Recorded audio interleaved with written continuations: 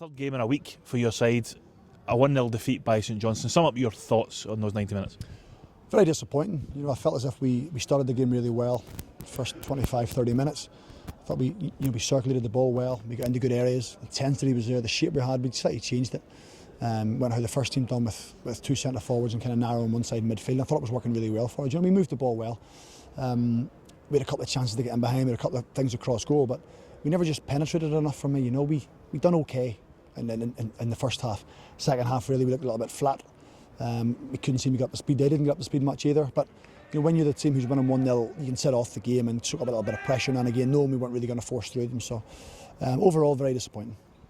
Did a large part of that frustration come from getting into good areas of your team, but just not having the final ball to get that killer pass for that goal?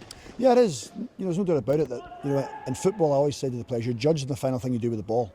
If you're a wide player or a centre forward, you get shots off, you get crosses in the box, people always remember you as that. Whereas if you're a player who continually gives the ball away or doesn't really make an impact in the game, you'll always be known as that. So, I think we did work into decent situations. Don Thomas, for example, it's a frustrating night because he's got so much quality. He gets by his man so many times. And I said to him in there, I'm not going to say something I haven't said to his face, that, he has to be remembered for assists and goals. That's what wingers are judged on. He gets into so many good areas. He's a terrific talent, terrific young player, but he has to be remembered for his final ball. And every game I've managed him, I've always wrote on my notepad, final ball, final thing you do with the ball. So he's just a prime example of it. He's someone who's just trying to find a pathway in his career at the minute. He hasn't seemed to have found it. He hasn't broke into the first team. So he has to improve in that aspect, as do a lot of other players. Another frustrating aspect of the evening was the goal you lost. Almost a nothing goal. You're in possession comfortably, give it away, and 2 or 3 seconds later the ball's in your net. Yeah, we give up a square pass in our half, and we're in the ascendancy. We've got 4 or 5 people ahead of the ball. But even then, when the ball goes down the right hand side, one cross into the box shouldn't take out a back 4. So, as much as you can harp on about not retaining the ball very well, defensively you have to expect the worst. We don't seem to do that. We seem to be reactive. We seem to wait until the ball goes in the area and then go and try and challenge it, instead of thinking there's danger in here, I have to try and sense that. So, from a game where there's nothing in it, I said that St Johnstone's first team probably do well in games where there's not an awful lot in it, and they win 1-0. The under-20's, I think that's their 7th win out of 11 games. There's not that big a difference between us and them. However, they've found a way of winning games. Games that are close and games that are tight, they find a way of winning. I was speaking to Alec Cleland before, and he said he played Hearts a few weeks ago, and Hearts dominated the game, yet they won 1-0. So we don't seem to have that resilience at the minute. It seems to be, if we don't get the first goal, we seem to lose a little bit of heart. So when you're on top, when you're in games, you have to try and be clinical. Resilience and getting that goal that you talked about is one. Is that lack of consistency something that you're really searching for? It seems to be the one thing that you've not quite got, because one week you're winning 5-0, or you're coming back to win 4-3, another week a 1-0 petering out. It must be frustrating for you. Yeah, well, that's what they say about young players. That young players can be inconsistent and can't find their form. Well, I've said them over many weeks. They have to find that. They're the one that finds your consistency. We've changed the shape, we've changed the team, we've changed the personnel, we've changed the individuals, we've brought senior players in, we've brought in young players. We just can't seem to get it where we can get 2, 3, 4 results in a row. And yeah, you can blame inconsistency, but the players have to be better then. I think at the minute, one week we're doing 75% of things good, 25% not. Then the next week it's 25% things good and 75% not. So, you can't seem to have that. And I said to them in there, the manager won't even look at them unless they get some sort of consistency in their play.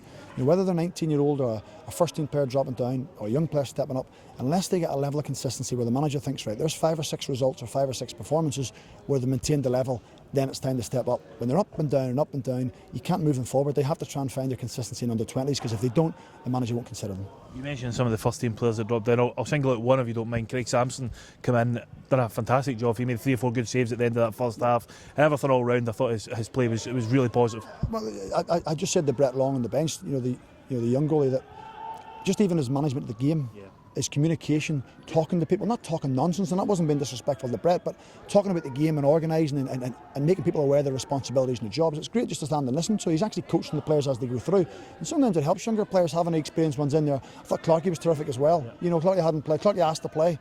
The manager didn't want him to play because he didn't think he wanted to play on the AstroTurf. So for Clarkey to come out and say, no, I want to play, I want 90 minutes, I want to try and impress you, I want to try and make an impression, it's great for him. I thought his work ethic and his hold-up play, you can see he's a little bit short of match fitness. But just his general all-round play was terrific. I thought he worked really hard, but having Sammy in goals just seemed to compose the back four at times. It's an interesting point you make about Clarkson, because if you listen to him in the park, he's also very demanding of people, and that's something that these players are going to face if they get to the first team, that every week people are putting the demands on him. And that's the thing, that's one of the benefits of this under-20s league. You get guys like that doing who are senior young players, you need to do it. Well, it happens when you're playing at first team level, because the fans are demanding of the players, so the players then have to demand of each other. So it's good to see that when they step down, they don't just go through the motions, they don't just hope that things go well, they actually demand of other people and they push. And I'm sure he gets frustrated. You know, David's played at a really good level. He's Scottish international and he's having to come and play here, and it must be frustrating for him. You know, he's not getting the sniff in the first team, but they showed the application to come and do that. You know, and so the thing is that, you know, when I managed the team against Partick Thistle, I left him out of my first game out of the 18 completely. So it would have been easy for him to come in tonight and say, "Is that right, Craigs? I remember what you've done for me." But no, there hasn't been a budge from him. Yeah, he's frustrated. But to come in and demand of other people and try and push and try and force, it's terrific. I love it. You know, it's great enthusiasm to watch senior players coming down. Yes, I get an excitement of watching young players, but to have senior players coming down with a proper attitude, Craig Sampson included, it's excellent. So it's a case of licking your wounds now, trying to get back onto the training field, trying to work on the things that are going wrong, you know, and push on for the rest of this campaign, because we've still got a cup draw, and obviously Kilmarnock have come out of the cup draw. Yeah, it's funny, you know, you prepare for an under-20 game, trying to work on a couple of things that went wrong the previous week, and then after that game you have to work on another couple of things for the next week. And then the following week you have to go back to the first set of things that you didn't do right. It's really, you know, but again, it's just that's the inconsistency. They seem to get one part of their game right, and then something else doesn't seem to go. So, you know, I think we are making improvements, we are making strides forward.